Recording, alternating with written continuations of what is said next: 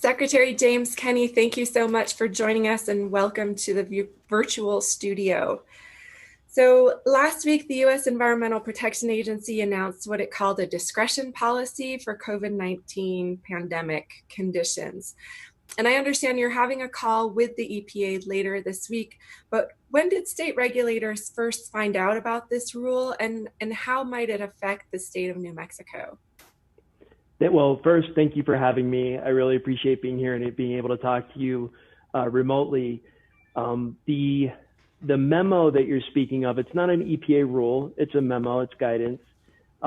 We found out at the Environment Department, I think like many environmental regulators, the day it came out.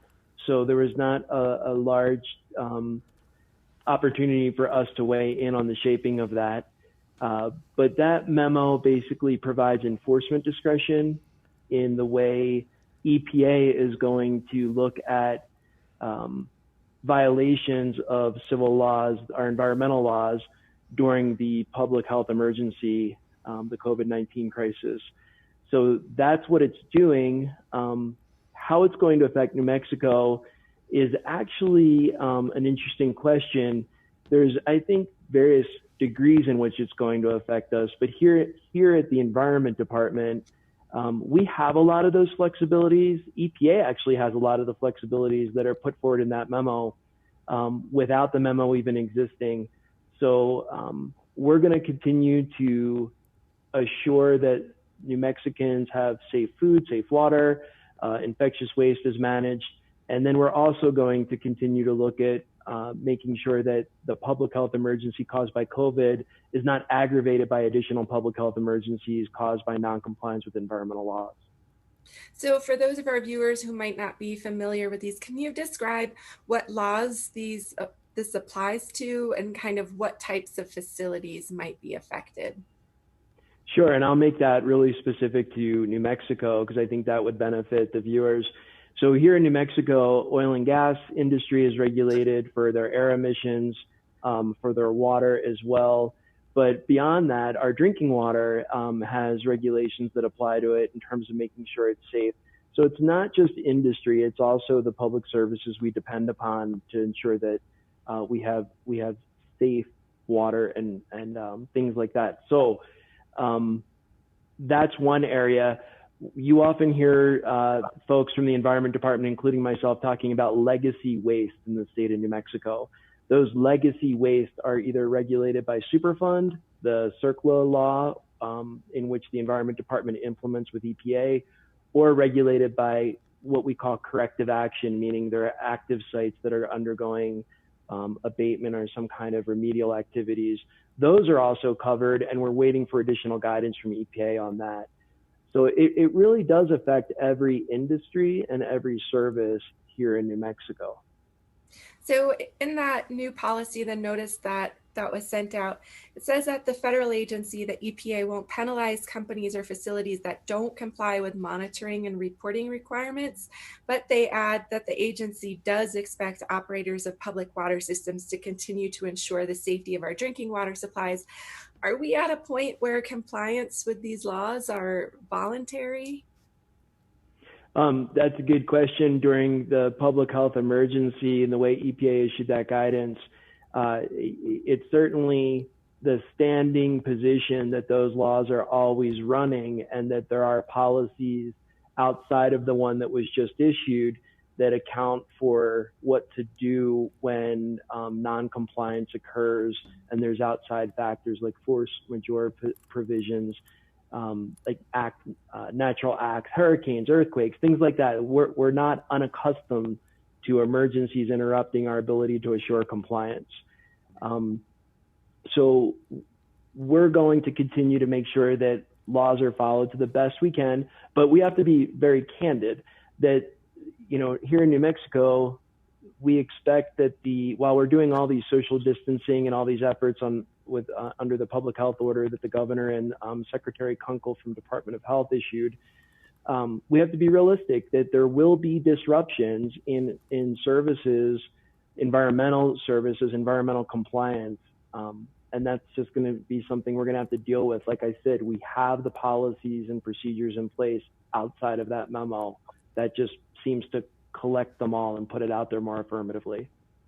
So even in the best of times, the New Mexico Environment Department has traditionally or often been underfunded and certainly understaffed. And now your department has the additional burden of people having to work from home. I'm curious how this policy or move from EPA affects NMED's ability to carry out its regulatory duties across the state.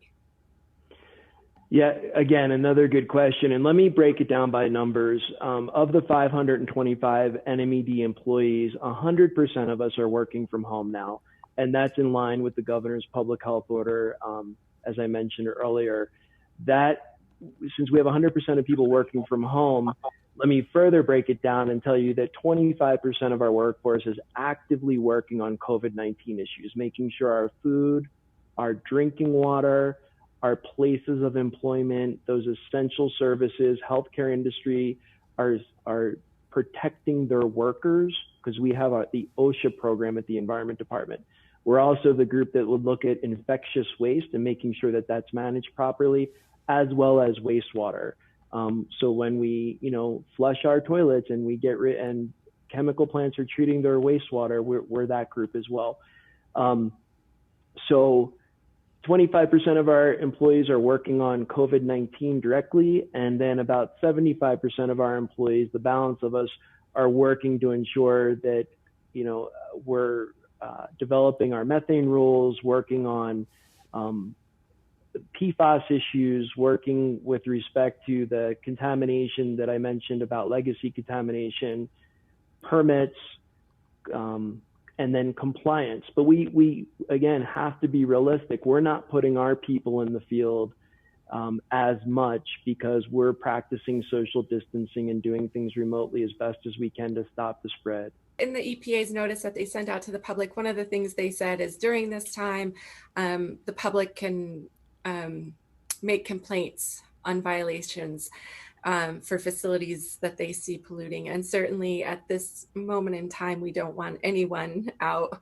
patrolling their communities. But if people do have concerns about pollution in their communities, what should they be doing? And what should New Mexicans, what should we all be doing to be helping the Environment Department protect the resources we have all around us?